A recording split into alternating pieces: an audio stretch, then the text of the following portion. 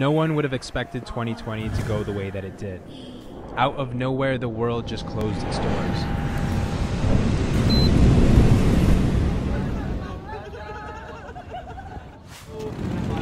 And although it's been a year that's physically kept us from our friends and loved ones, it's been a year that has brought us together and made us stronger in many other ways. And now, as we start a new year, we slowly begin to open our doors once again, to new people, new places, and to new adventures.